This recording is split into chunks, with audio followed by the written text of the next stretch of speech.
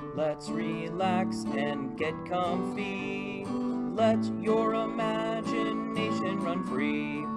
Gather round, it's show time. It's Seaford Story Time. Hello, West Seaford students and families. I am your mystery reader number 3. My name is Mrs. Leyanna, and I am the reading interventionist. Many of you that don't see me in reading groups might see me in the morning or in the afternoons, in the hallways, making sure you guys get where you need to go. Today, I'm going to be reading you a book called Hedgie's Surprise. It's written and illustrated by the author and illustrator, Jan Brett. I picked this book because it has some of my favorite illustrations, and both of my children like to listen to it. Don't forget to listen to the mystery word. It's going to be at the end of my story, and make sure to write it down in your bookmark. Let's get started. Hedgie's Surprise.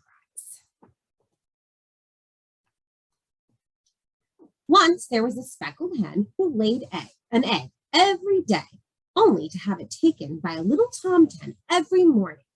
It all started because the tomten got tired of having porridge for breakfast.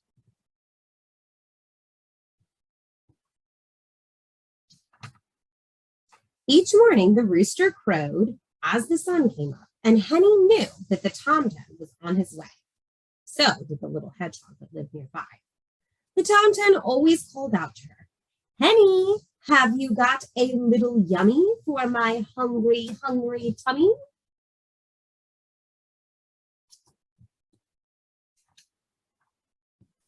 The tomten climbed into the hen house, took Henny's warm, smooth egg, and ran off to cook it in his kettle, sprinkle it with salt, and gobble it down. Then he fell fast asleep in the hayloft until evening.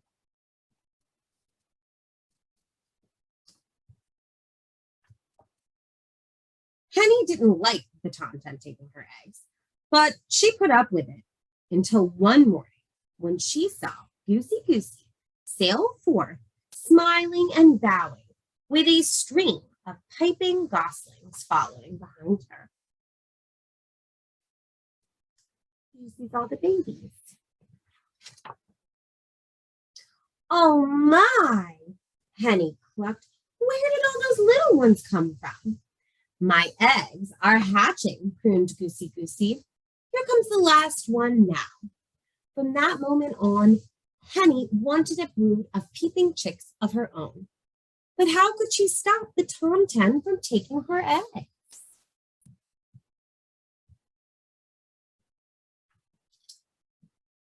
The next morning, when the tomten poked his head in, Henny tried.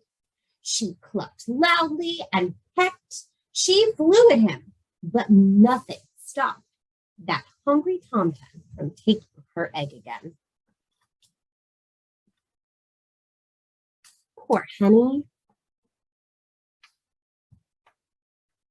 No eggs, no chicks, no peeping babies. Henny wailed so loudly that she woke up the little hedgehog, her tears pouring down on top of him. "Puffa, puffa, stick, stick," Hedgie went as he crawled out to talk to her. "Poor Henny, I've been watching that tomten take your eggs. I'll help you trick him into stopping."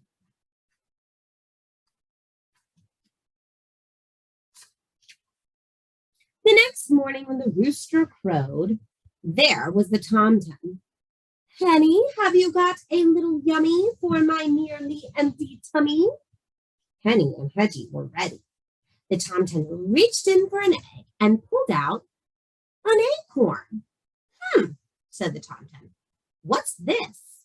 And off he went to try it. The acorn was tasty, but it didn't fill him up, and he awoke in the middle of the afternoon grumpy. Uh-oh.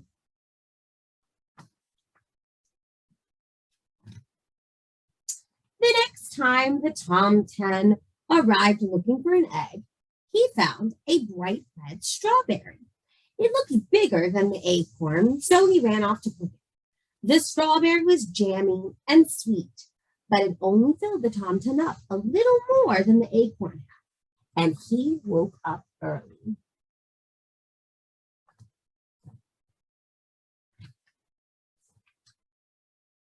The sun had just come up when the tomten was at the hen house again, his stomach roaring with hunger. Pushing Honey aside, he grabbed for an egg, only to find a delicious smelling mushroom.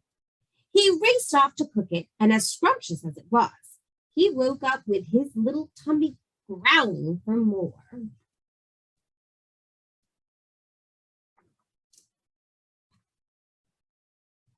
Cock-a-doodle! The tomten rushed in even before the rooster finished crowing. Henny, have you got something for my hollow tummy? This time he found a smooth, round potato, even bigger than an egg. He cooked it quickly, swallowed it down, and went back to his hayloft. He woke up at sunset only half full. The tomten had had enough. Henny, he shouted, tomorrow I want an egg for breakfast and nothing else. If I don't find one, I'll eat you up instead.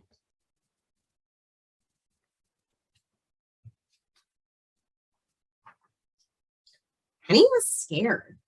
The tomten had been tricked by an acorn, a strawberry, a mushroom, and a potato. How could she fool him again?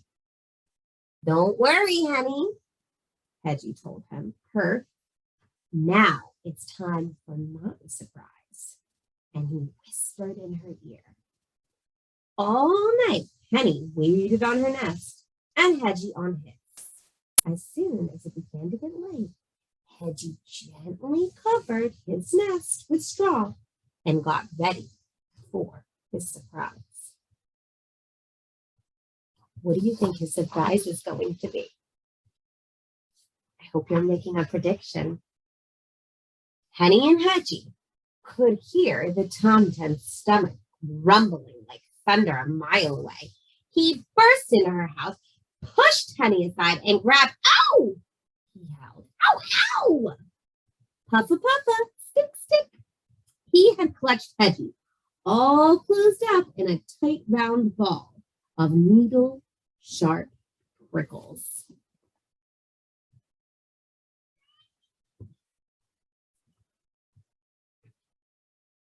Henny and Hedgie listened as the tomten ran home yowling.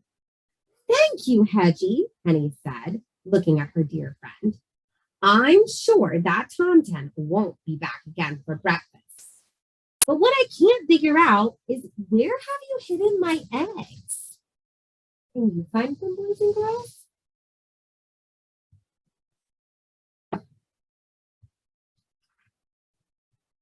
Just then, Henny heard a little peep, then another, coming from Hedgie's nest. She looked over and saw the straw begin to move. 5 baby chicks peeked out of their shells and fluffed up their down. As Henny settled down with her babies nestled around her, the tomten's mother was in the hayloft making breakfast for her hungry tomten.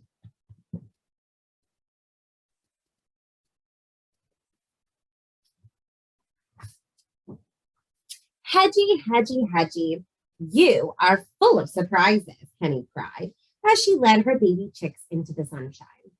But the little tomten didn't hear a word. He was sound asleep, his tummy full of tasty porridge. The end. I hope that you guys really liked listening to the story, Hedgie's Surprise, written and illustrated by Jan Brett. My mystery word is Hedgie. Hedgie. So make sure you write that on your bookmark so that when you come back, you can earn a surprise. Also, I'm going to attach the link to Jan Brett's website. She has a really fun website that has a bunch of cool activities that you can do at home if you have access to the internet. Thanks for listening, guys. I can't wait to see you. I miss you.